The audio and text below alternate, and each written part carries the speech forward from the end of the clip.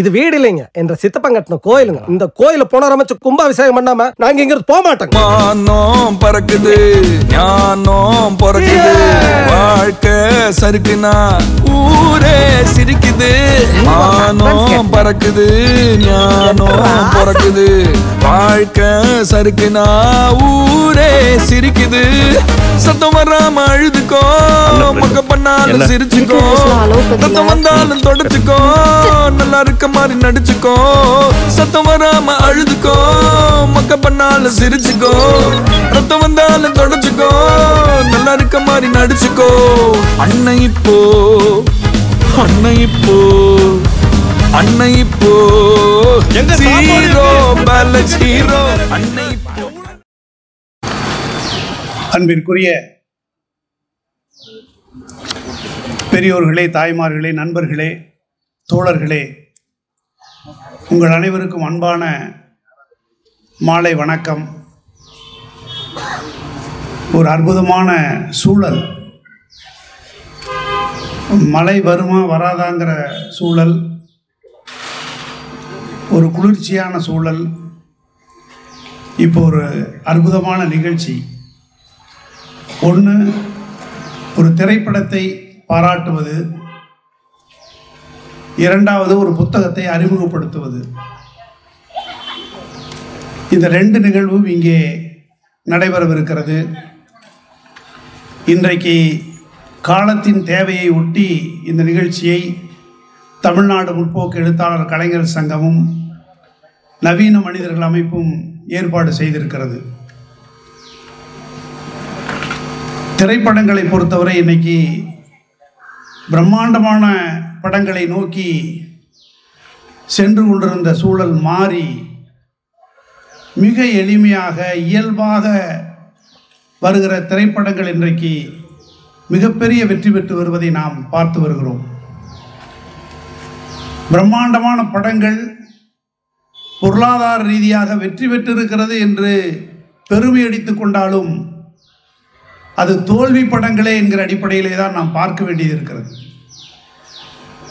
ஆனால் மிக குறைந்த பட்ஜெட்டில் சிறிய படங்களாக, புதிய இயக்குநர்களாக, புதிய நடிகர்களாக வருகிற அந்த கலைஞர்களுடைய படைப்புகள் இன்றைக்கு மிகப்பெரிய அளவில் பேசப்படுகிற படங்களாக மாறி இருக்கிறது. அப்படிப்பட்ட பட வரிசையில் குடும்பஸ்தனும் ஒரு மிக முக்கியமான படமாக இன்றைக்கு பேசப்படுகிற படமாக, குடும்பங்கள் பேசப்படுகிற படமாக மாறி இருக்கிறது.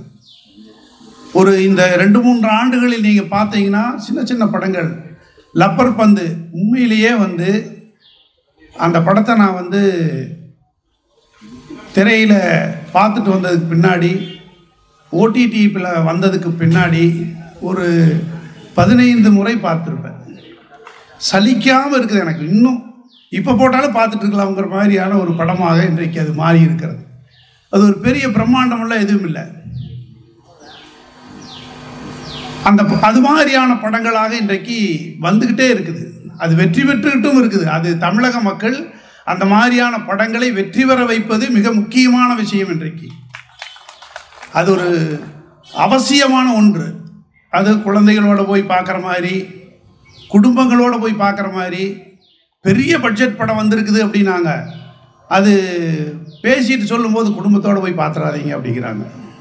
இப்போ வந்திருக்கிற படம், இப்போ ஒரு பெரிய பட்ஜெட்டில் ஒரு பெரிய படம் வந்திருக்குது. அது அதை பெரிய படங்கள் வரக்கூடாது, அது மேலே பெரிய விமர்சனம்னு இல்லை. ஆனால் அது என்ன சொல்ல வருது அப்படிங்கிறது தான் பிரச்சனை.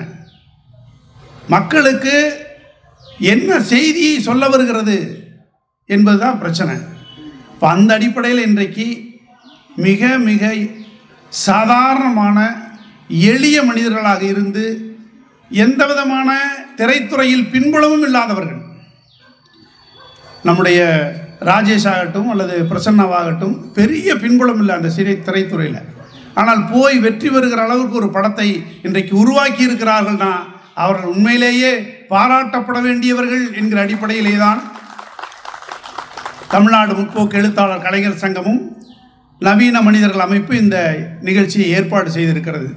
இது மாதிரியான படங்கள், திரைப்படங்கள் வருகிற போது மக்கள் அவர்களை கொண்டாடி தீர்க்கிற போதுதான் இது மாதிரியான இளைஞர்கள், புதிய இளைஞர்கள் புதிய கருத்துக்களை கொண்டு வந்து நமக்கு சேர்ப்பாங்க. நம்மகிட்ட இருந்து எடுத்து நம்மகிட்டே கொண்டு வந்து சேர்ப்பாங்க. அப்படியான படங்களை நாம் கொண்டாடுவது என்கிற அடிப்படையில் ஏற்பாடு செய்யப்பட்டிருக்கிற இந்த நிகழ்ச்சிக்கு உண்மையிலேயே திரளாக வந்து கலந்து கொண்டதுக்கு நான் பாராட்டுக்களையும் வாழ்த்துக்களையும் மகிழ்ச்சியையும் தெரிவித்துக் கொள்கிறேன். பல நிகழ்வுகள் இது மாதிரி நடக்கும். பாராட்டு நிகழ்ச்சின்னு ஒரு 20 பேர் 25 பேர் உட்கார்ந்துட்டு அப்படியே பேசிட்டு போவாங்க. அது பெரிய அளவில் இருக்காது. ஆனால் இன்றைக்கு உண்மையிலேயே இந்த அரங்கு நிறைந்து இருக்கிறது, மனதும் நமக்கு நிறைந்து இருக்கிறது. இந்த நிகழ்ச்சியில் எனக்கு பின்னாடி இதனுடைய நோக்க உரை குறித்து ஈஸ்வரன் அவர்கள் பேசவிருக்கிறார். தமிழ்நாடு முற்போக்கு எழுத்தாளர் கலைஞர் சங்கத்துடைய மாநில செயற்குழு உறுப்பினர் தோழர் ஈஸ்வரன் அவர்கள் இங்கே உரையாற்றவிருக்கிறார்கள். அதே போல் இந்த படக்குழுவை பாராட்டி வாழ்த்தி பேசுவதற்காக நம்முடைய மரியாதைக்குரிய யுவராஜ் சம்பத் அவர்கள் வருகின்றிருக்கிறார்கள். அதே போல் ஏற்கனவே இவங்களை பாராட்டி நினைவு பரிசுகளை வழங்கி நம்முடைய மரியாதைக்குரிய மாண்புமிகு மேயர் அவர்கள் வேறொரு நிகழ்வுக்கு செல்ல வேண்டி இருக்கிற காரணத்தினால் சென்றிருக்கிறார். அதே போல் இந்த நிகழ்ச்சியிலே ஏற்புரையை வழங்குவதற்கும் பிரசன்னா அவர்களும் ராஜேஷ் அவர்களும் இருக்கிறார்கள். புத்தகத்தை அறிமுகப்படுத்துவதற்காக பாரதி சுப்பராயன், நவீன மனிதர்களுடைய பாரதி சுப்பராயன் அவர்கள் இங்கே வந்திருக்கிறார்கள். நண்பர்களே, புத்தகம் பல பேர் படிக்கிறாங்களா இல்லையான்னு தெரியாது. ஆனால் சமீப காலங்களில் நாங்கள் புத்தக திருவிழாவை நடத்துகிற போது நிறைய வந்து இளைஞர்கள், பெண்கள் வந்து ஆயிரக்கணக்கான ரூபாய்க்கு புத்தகங்களை வாங்கி போனதை நம்மளால் பார்க்க முடிஞ்சுது. ஒரு 20 ஆண்டு காலம் இந்த புத்தக திருவிழா நடத்துவதன் மூலமாக மக்களிடத்தில் ஒரு குறைந்தபட்ச விழிப்புணர்வை ஏற்படுத்தி இருக்கிறோம் என்கிற மனநிறைவு அன்றைக்கு நமக்கு ஏற்பட்டது. ஒரு சின்ன விஷயம் இல்லை. தொடர்ந்து அதனுடைய முயற்சியின் விளைவாக இன்றைக்கு தமிழகம் முழுவதும் இன்றைக்கு நம்முடைய அரசு சார்பில் மாவட்டம் முழுவதும் அந்த மாவட்டத்தில் ஒரு இடத்திலாவது புத்தக திருவிழாக்களை நடத்துவதற்கான ஏற்பாடுகள் செய்யப்பட்டிருக்கிறது. அப்போது ஒரு குறிப்பிட்ட அளவு புத்தகங்களை வாங்குகிற பழக்கம் நம் மக்களிடையே உருவாகி இருக்கிறது. ஏன்னா படிக்கிறது, எழுதுறதுங்கிறது ஏதோ இன்றைக்கு தமிழ் மண்ணில் உருவானதல்ல. அது கீழடி, சிந்து சமவெளி ஆய்வுகளை எடுத்து பார்க்கிற போது கிட்டத்தட்ட 3000 ஆண்டுகளுக்கு முன்னே எழுத தெரிந்த ஒரு இனம் தமிழினம் என்கிற அடிப்படையிலே வாழ்ந்திருக்கிறது. அதெல்லாம் இன்னைக்கு நிரூபிக்கப்பட்டிருக்கிறது. எனவே இந்த புத்தகம் அது ஒரு அற்புதமான புத்தகம். நாங்கள் படிக்கல, இன்னும் அவர் சொல்ல கேட்டேன். ஒரு மிக முக்கியமான புத்தகம். இன்றைய காலத்தினுடைய தேவையை அறிந்து இந்த புத்தகத்தை இங்கே அறிமுகப்படுத்துவதற்காக பாரதி சுப்பராயன் அவர்கள் இருக்கிறார்கள். இறுதியாக நன்றியுரையை நவீன மனிதனுடைய அருண்குமார் அவர்கள் நிகழ்த்தவிருக்கிறார்கள். வந்திருக்கிற நண்பர்கள், தோழர்கள், சகோதர சகோதரிகள் அனைவரும் இந்த நிகழ்ச்சி முடிகிற வரை இருந்து இந்த நிகழ்ச்சியை சிறப்பித்து தர வேண்டும் என்கிற அடிப்படையிலே என்னுடைய தலைமுறையில் கேட்டு, நிகழ்ச்சி முடிந்ததற்கு பிறகு உணவு ஏற்பாடு செய்யப்பட்டிருக்கிறது. ஆமாம், சிறப்பான உணவு, அது இந்த மண்ணுக்குரிய உணவு ஏற்பாடு செய்யப்பட்டிருக்கிறது. எனவே அனைவரும் அந்த இறுதி நிகழ்ச்சி வரை இருந்து சிறப்பித்து தர வேண்டும் என அன்போடு கேட்டு, இந்த தலைமை வகிப்பதற்குரிய வாய்ப்பினை வழங்கிய அனைத்து தோழர்களுக்கும் நன்றி சொல்லி நிறைவு செய்கிறேன். நன்றி, வணக்கம். இரவும் பகலும் தழுவிக்கொள்கிற இந்த அந்தி மாலை நேரத்தில் தமிழ்நாடு முற்போக்கு எழுத்தாளர்கள் கலைஞர்கள் சங்கம் திருப்பூர் வடக்கும் நவீன மனிதர்கள் அமைப்பும் இணைந்து நடத்துகிற குடும்பஸ்தன் படக்குழுவிற்கு பாராட்டு விழா மற்றும் ஹிஸ்டரி ஆஃப் இந்து இம்பீரியலிசம் புத்தகம் அறிமுக விழாவிற்கு தலைமையுரை ஆற்றி சென்றிருக்கிற மரியாதைக்குரிய அண்ணன் PR கணேசன் அவர்களே, முன்னிலை பொறுப்பினை ஏற்றிருக்கிற இந்த பகுதியினுடைய பெருமரியாதைக்குரிய மூத்த ஆளுமைகள் திரு ட்வின் ஸ்டார் விஸ்வநாதன் அவர்களே, காட்டன்பில் பாலசுப்ரமணியம் அவர்களே, சாஸ்திரியம் கிட்டிச்சாவி அவர்களே, ஏவி பிள்ளையவெட்டி வெள்ளியங்கிரி அவர்களே மற்றும் இந்த நிகழ்ச்சி குறித்தான நோக்க உரையாற்றவிருக்கிற எங்களுடைய தமிழ்நாடு முற்போக்கு எழுத்தாளர்கள் கலைஞர்கள் சங்கத்தினுடைய மாநில செயற்குழு உறுப்பினர் அருமை அண்ணன் ஆர் ஈஸ்வரன் அவர்களே, வாழ்த்துறை வழங்க வருகை தந்திருக்கிற பெரும் மரியாதைக்குரிய தோழர் யுவராஜ் சம்பத் அவர்களே, குடும்பஸ்தன் திரைப்பட குழுவினரை பாராட்டி விடைபெற்று சென்றிருக்கிற திருப்பூர் மாநகராட்சியினுடைய மேயர் மாண்புமிகு மா தினேஷ்குமார் அவர்களையும், ஹிஸ்டரி ஆஃப் இந்து இம்பீரியலிசம் என்கிற அருமையானதொரு புத்தகத்தை அறிமுகப்படுத்தவிருக்கிற நவீன மருதர்கள் இயக்கத்தினுடைய தலைவர் இனிய நண்பர் பாரதி சுப்பராயன் அவர்களே, குடும்பஸ்தன் திரைப்பட நடிகர் நக்கலைட்ஸ் இயக்குனர் எல்லோரும் அறிந்த திரு பிரசன்னா அவர்களே, குடும்பஸ்தன் திரைப்பட இயக்குனர் திரு ராஜேஷ் அவர்களே மற்றும் லப்பர் பந்து படத்தில் நடித்ததன் மூலம் அறியப்படாத பல்வேறு தளங்களில் அறியப்பட்டிருக்கிற திரைப்பட நடிகர் ஜென்சன் அவர்களே, திரைப்பட நடிகர் ஆதன்குமார் அவர்களே மற்றும் இறுதியாக நன்றியுரை வழங்கியிருக்கிற அருண்குமார் அவர்களையும் மற்றும் இந்த நிகழ்விற்கு பெருந்திரளாக வருகை தந்திருக்கிற பல்வேறு கலை இலக்கிய அமைப்பினுடைய நிர்வாகிகள், தோழர்கள், பல்வேறு முற்போக்கு அரசியல் கட்சியினுடைய தலைவர்கள், தோழர்கள் உள்ளிட்ட அனைவரையும் வருக வருக என அன்புடன் வரவேற்கிறேன். இந்த இனிய நிகழ்ச்சியினுடைய தலைவர் அவர்களே, என்னை தனித்தனியாக விழிக்க வேண்டியில்லை, மேடையில் இருக்கக்கூடிய நண்பர்களே, பெரியோர்களே, உங்கள் அனைவருக்கும் வணக்கம்.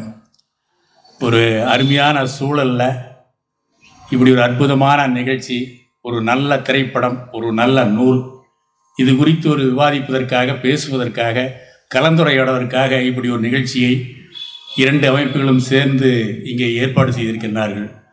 உண்மையிலேயே பெரிய பொதுக்கூட்டங்கள் மண்டபங்கள்லாம் நிறைய பார்த்துட்டோம்.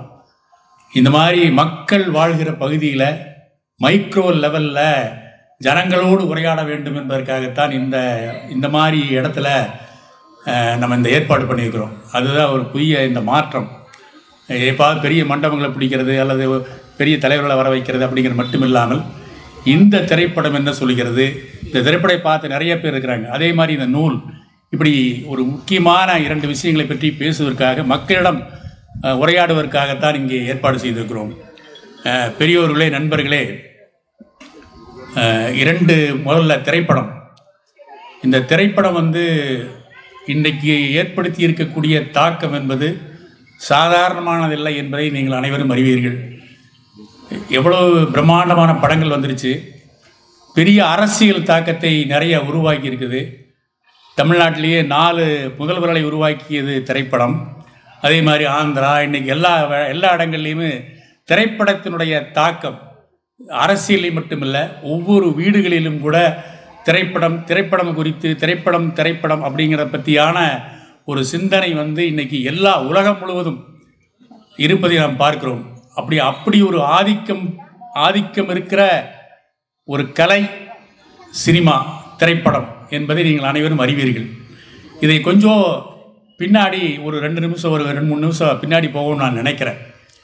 முதல்ல பொதுவாக மனிதகுல வரலாற்றில் ஓவியங்கள் தான் மனுஷனை முதல்ல கவ்வி பிடிக்குது. ஓவியங்கள், ஒரு கோட்டு ஓவியமாக இருந்தாலும், பாறையில் வரையப்பட்டிருக்கிற கோட்டு ஓவியங்களோ அல்லது வேறு சில இடங்களில் வரையப்பட்டிருக்கிற ஓவியங்களோ, எப்படி மீன் மாதிரி போடுறான், மான் மாதிரி போடுறான், மயில் மாதிரி போடுறான், இது எப்படா போடுறான் அப்படிங்கிறத அப்படியே பார்த்து அதிசயிக்கிறான் மனிதனுடைய வரலாற்றில். அப்புறம் கண்ணாடி வருது. தன்னுடைய முகத்தை முதல்ல தண்ணியில் பார்க்குறான், கண்ணாடியில் பார்க்குறான், என்னடா நம்ம மாதிரியே ஒரு முகம் அப்படின்னு அப்படியே அதிசயிக்கிறான். கண்ணாடியை பார்க்குற போது, கண்ணாடி கண்டுபிடிப்பதற்கு பின்னால் தன்னுடைய முகத்தை பார்த்து அப்படியே அதிசயிக்கிறான், நம்ம போல ஒரு முகம் அப்படிங்கிறத பார்த்து அவன் அதிசயிக்கிறான்.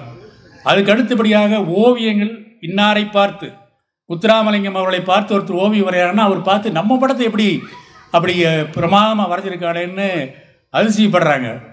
அது மாதிரி பார்க்குற போது எல்லாருடைய படத்தையும் வரைஞ்சிட முடியாது. அது கோடியில் ஒருத்தர், லட்சத்தில் ஒருத்தர் தான் அந்த ஓவியங்களை அப்படி தத்ரூபமாக வரைய முடியும். அப்படிப்பட்ட ஓவியங்கள் பார்க்குற போது அதை இன்னும் கொஞ்சம் அடுத்த கட்டமாக அப்படியே பார்க்குறான் அதிசயமாக இருக்கிற போது. அப்புறம் புகைப்படம் வருது. அந்த புகைப்படத்தை வந்து சாதாரண மனிதர்கள் வந்து எல்லாத்தையும் ஜனநாயகப்படுத்துது. ஏதோ மன்னர்களை வரைகிறது ஒன்றுமில்லை, பெரிய ஆளுமைகளை விட்டு வரைகிறதுமில்லை, யாரையும் புகைப்படம் எடுக்க முடியுங்கிற போது புகைப்படம் அது வந்து எல்லாத்தையும் உங்களுக்கு தெரியும். பழைய கால நண்பர்களுக்கெல்லாம் திருப்பூரில் மோகன் ஸ்டுடியோன்னு ஒன்று இருக்குது, சத்தார் பாய் அவர் பார்த்துருப்பார். அதே மாதிரி மினர்வா ஸ்டுடியோ போய் படம் எடுத்து அவங்க இங்கே வந்து எடுப்பாங்க. அதில் ஒரு பெரிய முகமுடியெல்லாம் போட்டு கருப்பு துணியெல்லாம் போற்றி அப்புறம் படம் எடுத்துகிட்டு போய் அதை எடுத்துகிட்டு வந்து வாங்கி படம் வாங்குறதுக்கு வந்து 3 மாதம் ஆகுது. அது டச்சிங் பண்ணணும், லேப்பில் இருக்குது, அது கருப்பு ரூம்குள்ளே டார்க் ரூமில் இருக்குது அப்படின்லாம். ஒரு புகைப்படம் என்பது பெரிய இதாகி போச்சு. அந்த புகைப்படத்துக்கு அடுத்தபடியாக வந்து சினிமா வருது. புகைப்படங்களுடைய டெவலப்மெண்ட் சினிமா அப்படியே நிறைய எடுக்கிறான். அது முதல்ல ஊமைப்படம் எடுக்கிறான். ஊமைப்படங்களாக இருக்கிற போது அது வந்து அது உங்களுக்கு நிறைய போகும். நான் சுருக்கமாக வர்றேன். ஊமைப்படங்கள் எடுக்கிறான். அப்புறம் பேசும் படம் எடுக்கிறான். ஊமைப்படத்தில் முதல்ல அப்படியே படத்துக்கு முன்னாடி நின்று யாராவது ஒருத்தர் பேசுவாங்க படக்கதையை. தியேட்டரில் ராஜா வருகிறார், மந்திரி வருகிறார் அப்படின்னு அந்த படத்துக்கு முன்னாடி பேசுனதான் நான் கேள்விப்பட்டிருக்கேன். அதுக்கு பின்னாடி டாக்கீஸ், புஷ்பா டாக்கீஸ்னு எப்படி பேர் வந்துக்கிறீங்க? திருப்பூரில் புஷ்பா டாக்கீஸ்னு ஒன்று இருக்குது. எப்படி வந்து பேசும் படமாக ஊமைப்படமாக இருந்து பேசும் படமாக மாறுகிற போது டாக்கீஸ் படங்கள் பேசுகிறது. அது அது அது இன்னும் மனுஷன் அப்படியே என்னடா இது அதிசயமாக இருக்குது. தியேட்டரில் குதிரை வருது, அப்படி குதிரை வந்தால் இவன் ஒந்தி தள்ளி உட்கார்றான். குதிரை வருது, நம்மளை மேலே போயிடுவோன்னு. அந்த மாதிரி அந்த புகைப்படம் அந்த திரைப்படம் வந்து மனுஷனை அட்டாக் பண்ணு தாக்குது. வந்து இந்த கலை வந்து எல்லாம் இப்போ வந்து என்ன, அப்போ அதுக்கு பின்னாடி 3D வந்துருச்சு, கலர் படம் வந்து பேசும் படம் மாதிரி கலர் படம் வந்துருச்சு. கலர் படத்துக்கு அப்புறம் இப்போ 3D வந்துருச்சு. இப்போ என்ன எவ்வளோ பிரம்மாண்டமான எத்தனையோ வந்துருச்சு. இசையமைப்பு சேர்க்கிறது, அதாவது பெரிய வளர்ச்சி, பிரம்மாண்டமான வளர்ச்சி. இப்போ வந்து இந்தியாவில் ஒரு 80 கோடி மக்களிடம் கேமரா இருக்குது. 80 கோடி மக்களும் டைரக்டர் தான். 80 கோடி மக்கள் ஏதாவது ஒரு வகையில் டைரக்டர் ஆகியிருக்காங்க, படம் எடுக்கிறாங்க, ரீல்ஸு, அப்புறம் என்னென்னவோ பண்ணுறாங்க. அப்போ வந்து புகைப்படம் அல்லது பேசும் படம் அல்லது இதெல்லாம் வந்து மனிதனை பெரிய அளவுக்கு தாக்கத்தை உருவாக்கிறது. இந்த திரைப்படம்னு சொல்கிற போது 2 விதமாக அவன் பார்க்குறோம். ஒன்று, மனுஷனை கெடுக்கிற திரைப்படங்கள் இருக்குது. மனிதனை ஆக்கப்பூர்வமாக சிந்திக்க சொல்லுகிற முற்போக்காக மனித குலத்தை முற்போக்காக தள்ளி விடுகிற சினிமாக்கள். இதை இனம் கண்டு எதை போற்ற வேண்டும், எதை தூற்ற வேண்டும், எதை புறந்தள்ள வேண்டும் அப்படிங்கிற ஒரு சிந்தனையை உருவாக்காத நோக்கத்தை இந்த கூட்டம். அப்படித்தான் குடும்பத்தினுடைய படத்தை நம்ம பாராட்டுறோம்.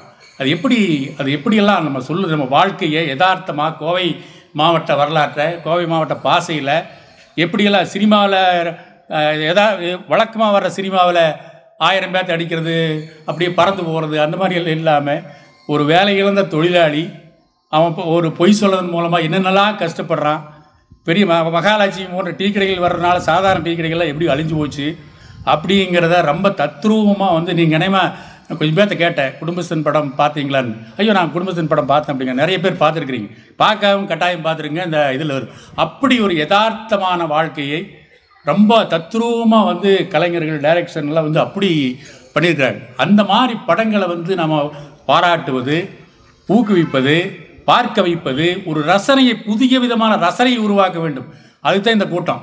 எல்லாம் ஏதோ வழக்கம் போல் இது மாதிரி இல்லாமல் இந்த மாதிரி நல்ல படங்களை, நல்ல டைரக்டர்களை பாராட்டி மேலும் இந்த மாதிரி சமூகத்துக்கு தேவையான படங்களை எடுங்கள், நடியுங்கள், மக்களிடம் கொண்டு போங்கள், மக்களை நல்வழிப்படுத்துங்கள். இந்த திரைப்படத்தின் மூலமாக மக்களை நல்வழிப்படுத்துங்கள் என்று கேட்டுக்கொள்வதற்காகத்தான் இந்தபடி கூட்டம்.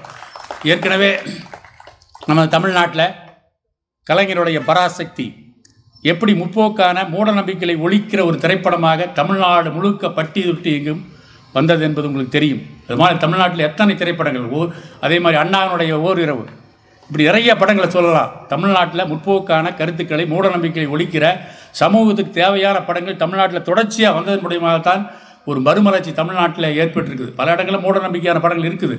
விட்டலாச்சாரியார் பண்ணுற படங்கள் பூரா ஆந்திராவில் வந்ததெல்லாம் அதனுடைய விளைவு தான். ஒரே நாளில் NTR முதல்வர் ஆகிறார் 6 மாதத்தில்.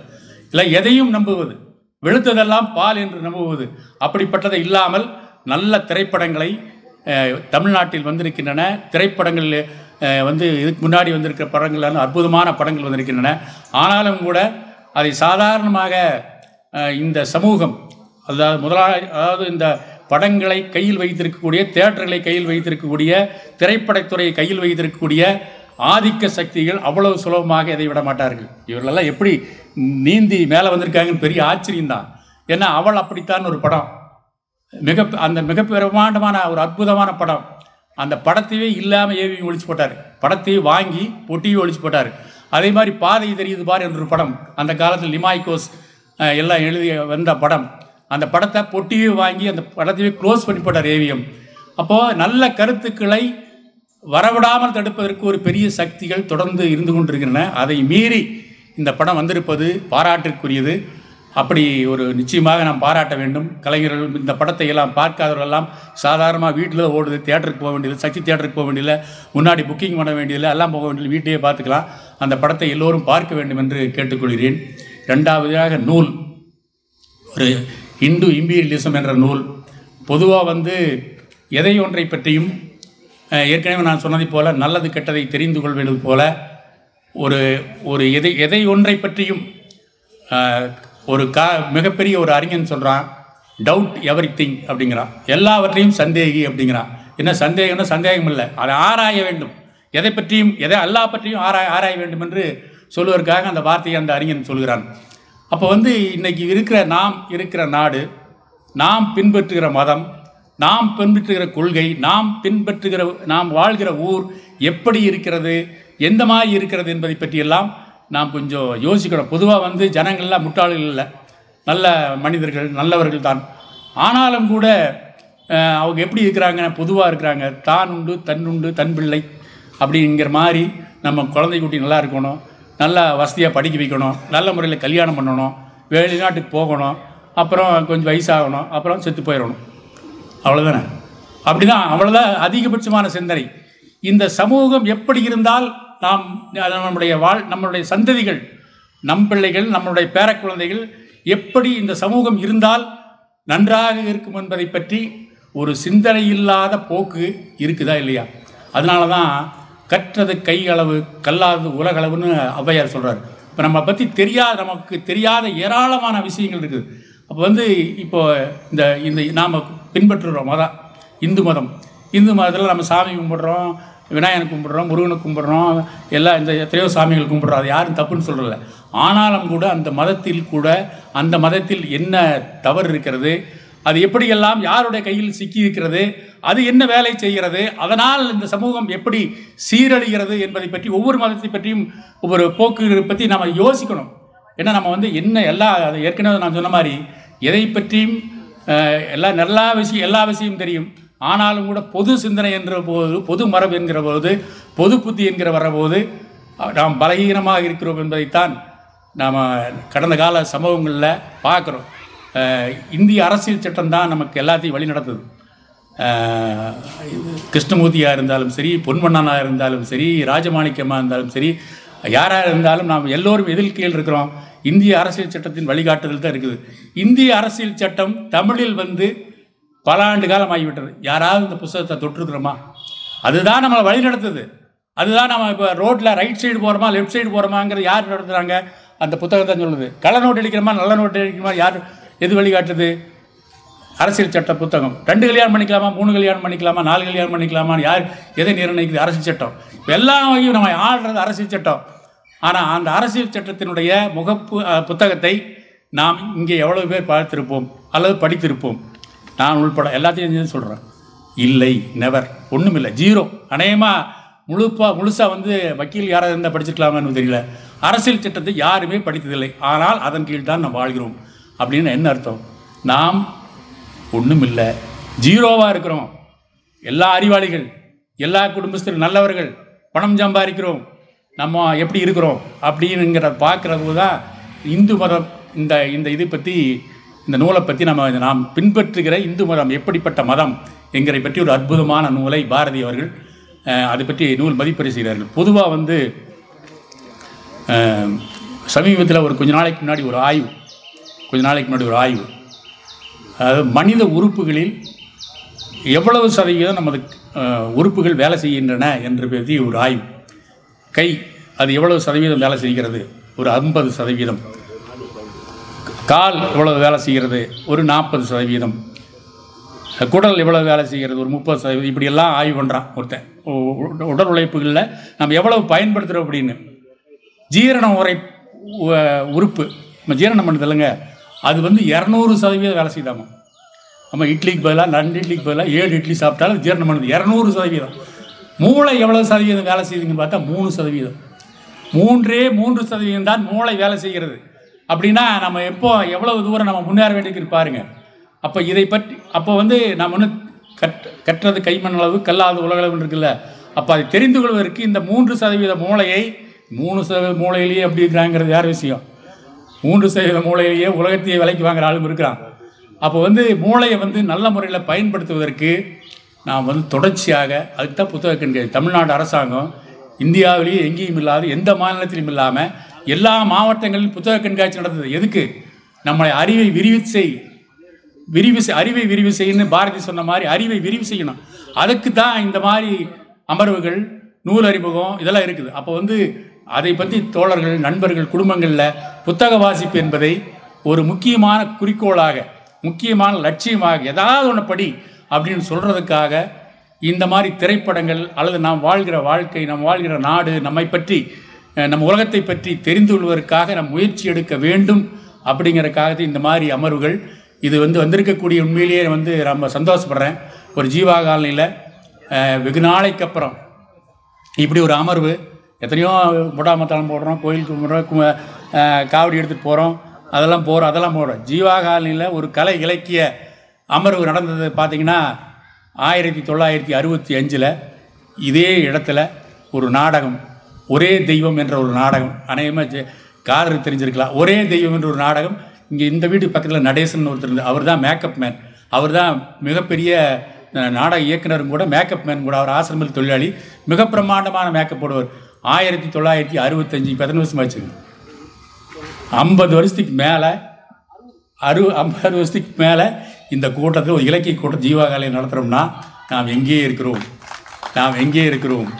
இதை வந்து ஊர்தோறும், வீதிதோறும் இந்த மாதிரி கலை இலக்கிய அமைப்புகள் சினிமா குறித்து, நாடகம் குறித்து, கலை குறித்து, புத்தகம் குறித்து விவாதிக்க வேண்டும். வாழ்க்கை பற்றி விவாதிக்க வேண்டும். அரசியல் இன்றைக்கு எந்த மாதிரி போய்கொண்டிருக்கிறது என்றால் எடுத்த ரொம்ப பெரிய சப்ஜெக்ட். அது எப்படியெல்லாம் சீரழிந்து சின்னாபின்னமாகி அது ஒரு வியாபார பொருளாக மாறி இருக்கிறதுங்கிற வேறு விஷயம். அப்போ அதையெல்லாம் மாற்றுவது எப்படி? யார் மாற்றுவது? நாம் தான் மாற்றணும். அழுது பெற்றாலும் அவள் தான் பெற வேண்டும். அந்த மாதிரி நாம் நம்மை பற்றி அறிந்து கொள்ள, இந்த உலகத்தை பற்றி அறிந்து கொள்ள இந்த மாதிரி கூட்டங்கள் உதவும். இந்த மாதிரி கூட்டங்களுக்கு நீங்கள் இப்படி வருகை தந்திருக்கிறீர்கள். இதுபோன்று தொடர்ந்து வருகை தந்து நாங்கள் எடுக்கிற முயற்சிக்கு நீங்கள் ஆதரவு தர வேண்டும் என்று கேட்டு நன்றியோடு விடைபெறுகிறேன். நன்றி, வணக்கம். கழுதகை நண்பர் ஈஸ்வரன் உள்ளிட்ட தோழர்களுக்கும் ஈஸ்வரன் அவர்கள் சொல்லியதை போல் இது ஒரு விழாவை இங்கு மிக சிறப்பாக நடத்தி கொடுக்க வந்து எதிரில் அமர்ந்திருக்கிற என் துணைவி உட்பட மகளிர் அணிக்கும், கழுதகை நண்பர் மங்களமுத்து, மூர்த்தி உள்ளிட்ட நண்பர்களுக்கும் என்னுடைய மாலை வணக்கம். முதல்ல ஒரு கேவியட் போட்டுறேன். எனக்கு சினிமாவை பற்றி அவ்வளோ ஒன்றும் பெரிய பரிச்சயம் கிடையாது. என் குடும்பத்தில் 2 மிக பிரபலமான சினிமா பிரபலங்கள் இருந்தும் எனக்கு அது பெரிய பரிச்சயம் கிடையாது. என்னை கடைசியாக நீங்கள் பார்த்த நல்ல சினிமா எதுன்னு கேட்டால் ப்ராபப்ளி முதல் மரியாதைன்னு சொல்லுவேன், அல்லது உதிரி பூக்கள்னு சொல்லுவேன். ஆனாலும் இந்த சினிமாவை பற்றி ஒரு சிறந்த விமர்சனத்தை நான் நண்பர்களுக்காக சுமந்து வந்து கொண்டிருக்கிறேன். சற்றேறக்குறைய ஒரு 22 மணித்துளிகளுக்கு முன்னால் வழமையாகவே வார இறுதி நாட்களில் என்னுடைய குழந்தைகள் என்னுடன் அமெரிக்காவிலிருந்து ஒரு 1 மணி நேரம் அளாவுவது வழக்கம். இந்த விழா அழைப்பதிலையும் அவர்களுக்கு அனுப்பியிருக்கும் பொழுது நேற்று என்னுடைய மகள் தொலைபேசியில் அழைத்து என்ன பேசப் போகிறீர்கள் என்று கேட்டார். உங்களுக்குத்தான் ஒன்றுமே தெரியாத சினிமாவை பற்றி. ஆமாம், கொஞ்சம் கஷ்டம்தான், கொஞ்சம் ஒரு சின்ன ஹெல்ப் பண்ணு அப்படின்னு. சரின்னு சொல்லி ஒரு 10 நிமிஷம் பேசினான். அந்த கலோக்கியல் லாங்குவேஜ் அப்படியே சொன்னால், எங்களை மாதிரி புலம்பெயர்ந்து இருக்கிற கோயம்புத்தூர்காரர்கள் சூப்பர் படங்க இது. காரணம், சினிமா எடுத்துருக்க அந்த சூழலெல்லாம் பார்த்தா நம்ம ஊர் மாதிரி, நம்ம வீடு மாதிரி இருக்குது. அதுலேயும் குறிப்பாக அரிசியும் பருப்பு சோறு அப்படின்னா அது உண்மையிலேயே எனக்கு ரொம்பவுமே ஒரு ஒரு ஒரு நெகிழ்ச்சியாக இருந்தது. அதாவது எப்படி நம்மை போன்ற மேடையில் பேசுகிறவர்கள் அல்லது எழுதுகிறவர்கள் அல்லது படைப்பாளர் எப்படி வந்து தங்களுடைய கருத்தை மக்கள்கிட்ட கொண்டு போய் சேர்க்குறாங்கன்னா ஏதோ ஒரு பஞ்ச், ஏதோ ஒரு டச் இருக்கும். நான் பொதுவாக பாரதி ராஜா படங்கள் கொஞ்சம் உன்னிப்பாக கவனிப்பேன். காரணம், பாரதி ராஜாவுடைய என் சித்தப்பாட்ட அசிஸ்டண்டாக இருந்த ஒரு காலத்தில் எனக்கு தெரியும் பாரதி ராஜா. அதில் ஒரு டைலாக் வரும், நீங்கள் தப்பாக நினச்சிக்காதீங்க, பொன்முடிக்கு எனக்கு லிங்க் பண்ணி வச்சிடாதீங்க தயவுசெய்து. சோட போன ஆம்பளைக்கு பொண்டாட்டியாக இருக்கிறத விட ஒரு நல்ல மனுஷனுக்கு வெப்பாட்டியாக இருக்கலாம்டான்னு டைலாக் ராதிகா பேசுவாங்க. நான் எதுக்கு சொல்ல வரேன்னா, இந்த மண்ணோடு சேர்ந்த அந்த விஷயங்களை மக்கள் எடுத்து சொல்லுகிற பொழுதுதான் வந்து அது ஒரு பெரிய வெற்றியை பெறும். அதற்கு இடையில ஊடால நம்ம சொல்ல ஒரு சில கருத்துக்களை அப்படி சொல்லிட்டு போகிறோம். That is cinema. அதில் இந்த சினிமா வெகுஜன மக்களை மிக சிறப்பாக சென்றடைந்திருக்கிறது என்பதுதான் அந்த செய்தி. அதுக்கு பின்னாடி உழைப்பு, அது எத்தனை கால் ஷீட் எவ்வளோ போட்டாங்க, எவ்வளோ போனாங்க, எத்தனை ஷெடியூல் போனாங்க அப்படின்றதெல்லாம் தாண்டியும் கூட இங்கே நம்ம பாராட்டுற 4 வரி இருக்கு இல்லையா, அதுதான் அவங்களுக்கு மிகப்பெரிய ஒரு சன்மானம். ஆக அந்த குழுவிற்கு என்னுடைய மிக சிறந்த பாராட்டுதல்களை தெரிவித்துக் கொள்கிறேன். நான் சொன்னது போல அமெரிக்க மண்ணிலிருந்து வருகிற பாராட்டு இன்னும் கொஞ்சம் சிறப்பாக இருக்கும். அடுத்து முக்கியமான ஒரு நிகழ்வு எங்களை பொறுத்தவரை புத்தகாரிபோ, ஹிஸ்டரி ஆஃப் இந்து இம்பீரியலிசம். இதனுடைய ரீசன் எங்கிட்ட சொல்லும் போதே அவருடைய ஆங்கில வடிவத்தை நெட்டில் டவுன்லோட் பண்ணி, நான் ஒரு 7-8 வருஷமாகவே மேக்ஸிமம் எல்லாம் நெட்டில் தான் படிக்கிறேன், புதுசாக பார்க்குறது. நெட்டில் டவுன்லோட் பண்ணி அந்த படித்தேன். அப்புறம் பாரதியாருடைய தமிழாக்கத்தை வந்து கொடுத்தாங்க, தமிழாக்கத்தை ஃபுல்லாக படித்தேன். அது பாரதி மிக சிறப்பாக அதை பற்றி பெருசாக பேச போகிறாரு. இருந்தால் கூட ஒரு எனக்கு என்னோடய கான்சியஸை சொல்லணும். நாங்கள் 70 வருஷமாக நாங்கள் என்னென்ன பேசிகிட்டு இருக்கிறோமோ, அல்லது எனக்கு அந்த சொல்லிக் கொடுத்த என்னோடய ஆசான் தந்தை பெரியாராக இருந்தாலும் சரி, அது அம்பேத்கராக இருந்தாலும் சரி, அண்ணாவாக இருந்தாலும் கலைஞர், அவங்க என்ன சொன்னாங்களோ, அவங்களுக்கு என்ன சொல்லிக் கொடுத்ததோ, அது எல்லாத்தையும் ஒரே 2 வரி ரத்தன சுருக்கமாக சொல்லணும்னா, பார்ப்பனிய புரோகிதர்கள் இந்து மதத்தை எவ்வாறு தங்களுடைய சுய லாபத்திற்காக பயன்படுத்தி கொண்டார்கள், அதற்கு நாம் தெரிந்தோ தெரியாமலோ எவ்வாறு துணை நிற்கிறோம், நிற்கப் போகிறோம் என்பதை பற்றி ஒரு புத்தகம். இவ்வளவுதாங்க, சிம்பிள். அந்த புத்தகத்தின் தொடக்கத்தில் கிமு 2000 ஆரம்பிச்சிருப்பார் அவர். அந்த புத்தகத்தை எழுதியவர் பேரை மட்டும் பார்த்தா தான் உங்களுக்கு தெரியும், சுவாமி தர்ம தீர்த்தா. அவர் தர்ம தீர்த்தான்னு சொல்கிற மாதிரி அவர் வடமொழி ஆள் அல்ல, நம்ம பக்கத்தூரை சேர்ந்தவர், குருவாயூரை சேர்ந்தவர். ஒரு சமுதாயத்தில் நம்ம சொல்கிற இந்த நம்ம சொல்கிறதில்ல, இப்போ சொல்லப்படுகிற அந்த சாதிய அடுக்குகளில் வந்து கொஞ்சம் மேல் இருக்கிற அடுக்கில் பிறந்தவர். இருந்தாலும் கூட அந்த அடக்குமுறை எதிர்த்து வெளியே வந்து அவர் ஒரு புத்தகம் எழுதுகிறார். கரெக்ட். கிமு 2000 இருந்தவர் தொடங்குவார். எப்படி இந்த பிராமணிய புரோகிதர்கள் எங்கிருந்து வந்தாங்க, பாரசீகத்திலிருந்து வந்தாங்க, எப்படி வந்தாங்க, அவங்க வந்து தாய்மொழியாக கொண்டது என்ன, எந்த மொழி, எந்த மொழியில் அவர்கள் ரிக்வேதத்தையும் யஜுர்வேதத்தையும் சாமவேதத்தையும் அதர்வண வேதத்தையும் படைத்தார்கள், ஏன் படைத்தார்கள், அவர்கள் வழிபாடு முறைகள் என்ன. இப்ப நீங்கள் யாகம் பண்ணுறாங்கல்ல, யாகம் பண்ணும்போதே யாகத்தில் வந்துட்டு படிச்சிருப்பீங்க, குதிரையை போடுறேன்பா, பட்டு சேலையை போடுறேன்பா, வேற எதையோ போடுறான்பா, ரைட்? அப்போ ஆதி காலத்திலேயே அவங்களுடைய வழிபாடுகள் எல்லாமே வந்து இயற்கையை சார்ந்தது. அப்போ தெய்வங்கள் கிடையாது, உருவங்கள் கிடையாது, இயற்கையை சார்ந்தது. நிலம், நீர், காற்று, பஞ்சபூதங்கள் இதை சார்ந்தது. இப்படித்தான் வந்துட்டு இருந்தது. இடையில எந்த இடத்துல இந்த பிராமையும் மேலே தலை தூக்குதுன்னு பார்த்தீங்கன்னா ஒவ்வொன்றா வரிசையாக சொல்லிட்டே வருவார். இந்த ஆரியர் குடியேற்றம் எப்படி வந்தது, எங்கிறது வந்தாங்க, இந்த பிராமணியம் வந்துட்டு தெய்வீகத்தன்மை கொண்டது அப்படிங்கிறது எப்படி சொல்ல வந்தாங்க, ஏன் சொன்னாங்க, உடல் உழைப்பு இல்லாமல் சுகபோகியாக வாழ்ந்து உண்டு உறங்கி சாவதற்கு அவர்கள் ஏற்படுத்தி கொடுத்த வழிமுறைகள் தான் இந்த புரோகிதம், சனாதனம் தான் சொல்வார். உண்மைதானே? நீங்கள் பல்வேறு காலகட்டங்களில் பார்த்தீங்கன்னா இன்னைக்கு எவ்வளோ பேசலாம், ஃபுல்லாக பேசிட்டே இருக்கலாம். அதை பற்றி பார்த்தீங்கன்னா ஒரு 70 வருஷங்களுக்கு முன்னால், அல்ல இன்னும் சொல்ல போனால் 60 வருஷங்களுக்கு முன்னால், நாங்கள்லாம் சென்னையில் இருந்த காலத்திலேயே இந்த மேல்மருவத்தூர் என்ற ஊர் இல்லை. இங்கேருந்து காரில் போகும்போது மேபி முத்தெல்லாம் கூட பார்த்துருப்போம். அப்போ மருவத்தூர், கீழ் மருவத்தூர், 2 பேர் அண்ணன் தம்பிங்க. அவங்க 2 பேர் யாருன்னு எனக்கு தெரியும், பை காஸ்ட் எனக்கு தெரியும். 2 பேர் ஸ்கூல் வாத்தியாருங்க. குறி சொல்ல ஆரம்பித்தாங்க. அந்த குறி சொல்ல இடத்துல சின்ன ஒரு மேடை போட்டு குறி சொன்னாங்க. அந்த குறி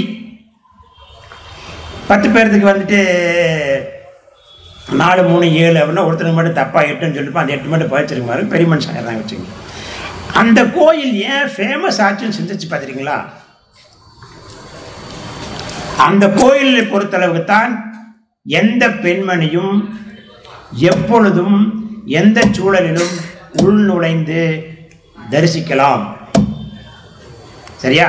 இப்போ நீங்கள் இப்படி வாங்க, சுப்ரீம் கோர்ட் என்ன சொல்லிச்சு சபரிமலையில் இஷ்யூவில்? பெண்கள் கோயிலுக்கு போகலாம்னு சொல்லிச்சா இல்லையா? அது எழுத்தது யாரு? இந்த 3% தானே. ஏன் எடுத்தாங்க? அதனால் தனக்கு என்ன ஒரு வருமானம் வரும், அல்லது அவர் வந்தால் நம்முடைய வருமானம் எவ்வளோ பாதிக்கப்படும் என்கிற அந்த கணக்கு தானே, ரைட்? வச்சுக்கங்க. இப்போ கோயம்புத்தூர் வாங்க, வெள்ளியங்கிரி போனால் வந்தால் ஈஷா போனீங்க வந்தீங்க, அந்த இடத்துல மிகப்பெரிய விஷயங்கள் இருந்தா இல்லையே? அது எப்படி இன்னைக்கு ஈஷா அவ்வளோ பெரிய கடவுள் சிவனுக்கு வந்தாங்க? ஏதோ ஒரு சக்தி உழைக்காமல் உண்கிற, மக்களை முட்டாளாக்கி கொண்டிருக்கிற ஒரு சக்தி அங்கே இருந்து நான் தான் பெரிய ஆள், என்னை வந்து பண்ணுங்கன்னு சொல்லுது. அதை நம்ம நம்புகிறோம். அதுதான் கஷ்டம். நம்ம நம்புகிறோம். ஏன்னு கேள்வி கேட்குறது இல்லை. நம்ம கேள்வி கேட்டால் சாமி கண்ணை குத்திருமில்ல. ஐயா அந்த சாமி கண்ணை மட்டும் குத்துன்னு எனக்கு தெரியல, சாமி கண்ணை குத்து. இதெல்லாம் சொல்லிட்டே வருவார். சொல்லிட்டே வந்ததுக்கு பின்னாடி புராண காலத்தில் இது எப்படி இருந்தது, ஏன் வடக்கத்திய புராணங்கள் மட்டுமே வந்து ஒரு வேறுபாடானவை தமிழகத்தில் இருந்ததை விட வடக்கத்து வேற தெளிவாக நீங்கள் பார்த்துருப்பீங்க. அவர் ஒரு வால் இருந்தது, அந்த வாலில் தீய வச்சார், ஒரு நாடே அழிஞ்சது. வாலில் தீ வச்சா நாடு அனிமத்தில் 10 நிமிஷம் செத்து போய் வந்தது வேற கதை.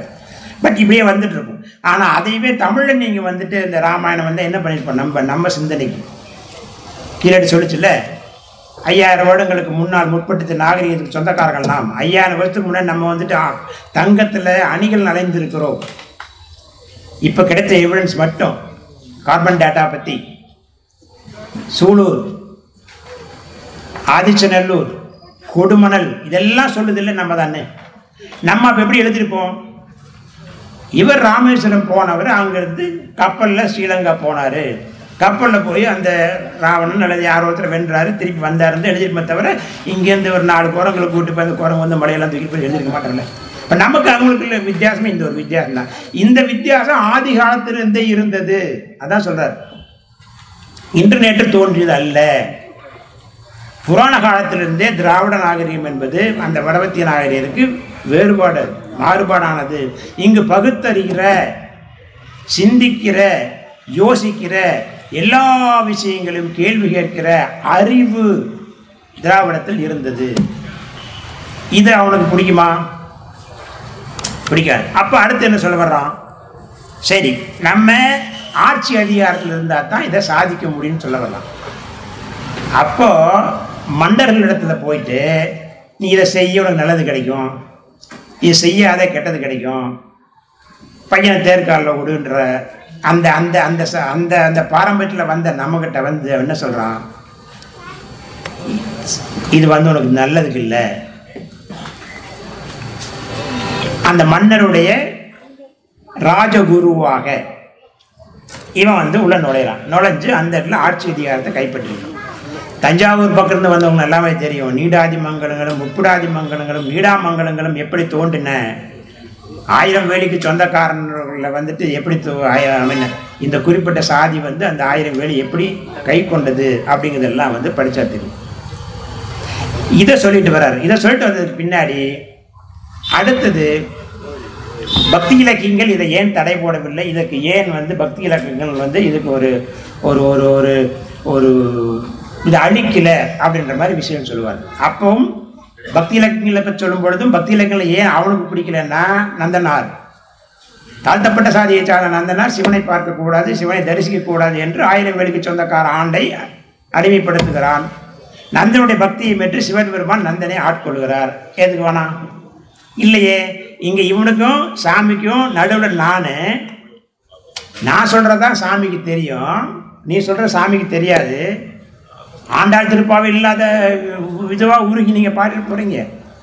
சிக்கனை பிடித்தேன் எங்கிருந்த அனுமதி நீ என்ன தமிழில், இதை விடவா நீங்கள் ஒரு ஆண்டவனை பற்றிட்டு போகிறீங்க, பற்ற மாட்டீங்கல்ல. ஆனால் இது அவனுக்கு பிடிக்காது. ஸோ இது இந்த பக்தி இலக்கியங்கள் காலத்தில் வந்து என்னாச்சுன்னா இது ஒரு டக் ஆஃப் வார் மாதிரி இருந்தது. அதுக்கப்புறம் சற்றாருக்குற ஒரு 7 வருஷம் முஸ்லீம் ஆச்சு, முகலாயர் ஆட்சி. முகலாயர் ஆட்சியில் வந்து தெளிவாக அவருடைய வழிமுறை வேறு, கடவுள் வேறு, மொழி வேறு, எல்லாம் வேறு. இந்து மதம் என்று சொல்லுகிற இந்த இந்த கூட்டு இதனுடைய வழிபாடு வேறு, அது ஒன்றும் பெருசாக வரல. அதுக்கப்புறம் பிரிட்டிஷ். என்னோட பார்வையிலங்க த வேர்ஸ்ட், மிகவும் மோசமான இந்த சூழலை உருவாக்குவதற்கு முக்கியமான காரணமாக இருந்தது அந்த வெள்ளையர் ஆட்சி தான். அவன்தான் அந்த சாதியில் எல்லாத்தையும் பிரித்தான், அவன்தான் இவனுக்கு துவேஷம் போட்டான், இந்த விஷயத்துக்கு துவேஷியாக இருந்தான். அவன்தான் இது மேக்சிமம் வந்து இதுக்கு என்ன ஃபயர் பண்ண முடியுமோ அத்தனை ஃபயரையும் அவன் தான் ஊற்றுனான். காரணம் அவன் பிரித்தாள்கிற சூழ்ச்சியில் நம்மளை வெல்லணும் அப்படிங்கிறதுனால அதை இவனை பயன்படுத்திக்கிட்டான். இதுக்கு கடைசியாக சொல்லவும் முடிப்பாது. காரணம் என்ன, நான் சொன்ன மாதிரி நான் தான் கேள்வி கேட்க முடியலையே, நமக்கு கேள்வி கேட்டால் சாமி பண்ணி கொடுத்துக்கணும்னு சொல்ல முடியல. இன்றைக்கு அரசியலில் போய் எத்தனையோ பேருக்கு இன்றைக்கு அரசியலில் சொல்லுவோமே, இந்தியாவில் சர்வ வல்லமை படைத்தவர், முப்படைகளுக்கும் அதிபதியானவர், அவரை மக்களால் தேர்ந்தெடுக்கப்பட்ட ஒரு அரசு கேள்வி கேட்க முடியும்னு சுப்ரீம் கோர்ட் ஜட்ஜ்மெண்ட் வந்தா இல்லையா? அது ஏன் தமிழ்நாட்டில் மட்டும் வந்தது? நம்ம விட கொஞ்சம் அறிவில் சிறந்தவர் நம்ம நினைக்கிற கேரளாவில் கூட இந்த முயற்சி அவங்க இருக்கலையே, ஏன் தமிழ்நாட்டில் மட்டும் இருந்து வந்து திராவிடம் சொல் தென்னிந்தியாவில் மட்டும் இருந்து வந்து? இதற்கு முந்தி அந்த மாதிரி எவ்வளோ விஷயம் வந்துருக்குது இல்லை, ஏன் வந்தது அப்படின்னா இந்த சிந்தனைகள் நம்மிடத்துல மட்டும்தான் இருக்குது. அதற்கு என்ன காரணம்னா நாம் வழி வந்தது அப்படி. இப்போ தர்ம தீர்த்தா மாதிரியும், சாவித்ரி பூலே மாதிரியும், அம்பேத்கர் மாதிரியும், என் ஆசா தந்தை பெரியார் மாதிரியும், அண்ணா மாதிரியும், கலைஞர் மாதிரியும் இன்றைக்கு இருக்கிற எவ்வளோ விஷயங்கள் இருக்கிற எல்லா விஷயங்களையும் வந்து நம்ம படித்து நம்ம வந்தோம். அவனுடைய விளைவு நம்ம கேள்வி கேட்குறோம். கேள்வி கேட்கிற பொழுது மாற்றங்கள் வருகின்றன. இந்த கேள்வியை கேட்கணும், இந்த கொடுமைகள் தொடரும், மீண்டும் இந்த கேள்வியை கேட்கணும். இதுதான் அவர் வந்து முடிச்சிருப்பார். இதை மிகப்பெரிய ஒரு ஒரு இதை பற்றி இந்த புத்தகத்தை பற்றி ஆய்வெல்லாம் பண்ணி பாரதி பண்ணியிருக்காப்புல, அதிகமாக பேசாப்புல. இருந்தால் கூட ஒரு சில விஷயங்களை வந்து நான் குறிப்பாக சொல்லி ஆகணுன்றதுக்காகத்தான் நான் வந்து உங்களுக்கு இத்தனையும் சொன்னேன். இதில் இன்னைக்கு இந்த மாதிரி ஒரு மிகப்பெரிய எழுத்துக்களை எழுதுகிறவர்கள் வந்து தனி வாழ்வில் ஏகப்பட்ட அவமானம் சந்திச்சிருப்பாங்க. ஏன் சாவித்திரி பூலே பாருங்கள், கல்யாணத்துக்கு போனாங்க, ஃப்ரெண்டு கல்யாணம், நீ மட்டும் எப்படா வந்த, இது மேற்குடி மக்கள் இருக்கக்கூடாது சொன்னாங்க, அவங்க வந்தாங்க, அம்பேத்கர் வந்தாங்க அப்படின்ற மாதிரிலாம். இல்லை இவர் சந்திச்சது அவமானங்களை விட இவர் என்ன பண்ணார்னா அவர் ட்ராவல் பண்ணார், ஃபுல்லாக இந்தியா ஃபுல்லாக நடந்தே ட்ராவல் பண்ணார். போகிற போகலாம் பிச்சை எடுத்து சாப்பிட்றாரு, தெருவில் படுத்து தூங்குறாரு. அப்போ மக்களோட மக்களாக ஈஸ்வரன் சொன்ன மாதிரி மக்களோட மக்களாக அந்த அந்த அவனுடைய உணர்வுகளை உள்வாங்கி இது எப்படி அடிமைப்படுத்துச்சு அப்படின்னு ஒரு புத்தகம், மிக சிறந்த புத்தகம். கட்டாயம் வந்து நீங்கள் இதைய எடுத்தீங்கன்னா கீழே வைக்க மாட்டீங்க, அந்த அளவுக்கு நீங்கள் வந்து படிப்பீங்க. தயவுசெய்து படிங்க, மிக சிறந்த புத்தகம். இந்த புத்தகங்கள் வந்துட்டு இந்த மாதிரி வெகுஜன மக்களுக்கு சேர வேண்டும் என்பதில் தாமு இயேசு முற்போக்கெழுத்தாளர் சங்கம் எடுத்துக்கிற முயற்சி இருக்கு இல்லையா, இது பாராட்டத்தக்கது. இதுக்கு உண்மையிலே என்னுடைய சிறந்தாழ்ந்த வணக்கங்கள். அதில் நவீன மனிதர்கள் அமைப்பும் இதில் இணைந்திருக்கிறது. இந்த இந்த மாதிரி நிகழ்வுகள் இன்னும் பல மேலும் மேலும் மக்களை சென்றடைய வேண்டும், சென்றடையும். அதற்கு அவர் எடுத்துக்கொண்டிருக்கிற முயற்சிகள் மேலும் தொடர வேண்டும் என்பதுதான் என்னுடைய வாழ்த்தாக சொல்லி வாய்ப்பளித்த உங்களுக்கு நன்றி விடைமளிக்கிறேன். நன்றி, வணக்கம். மானம் பறக்குது, ஞானம் பிறக்குது, வாழ்க்கை சறுக்குனா ஊரே சிரிக்குது. சத்தம் வராம அழுதுக்கோ, மொக்க பண்ணாலும் சிரிச்சுக்கோ, சத்தம் வந்தாலும் தொடச்சுக்கோ, நல்லா இருக்க மாதிரி நடிச்சுக்கோ. சத்தம் வராம அழுதுக்கோ, மொக்க பண்ணாலும் சிரிச்சுக்கோ, ரத்தம் வந்தாலும் தொடச்சுக்கோ, நல்லா இருக்க மாதிரி நடிச்சுக்கோ. அண்ணன் இப்போ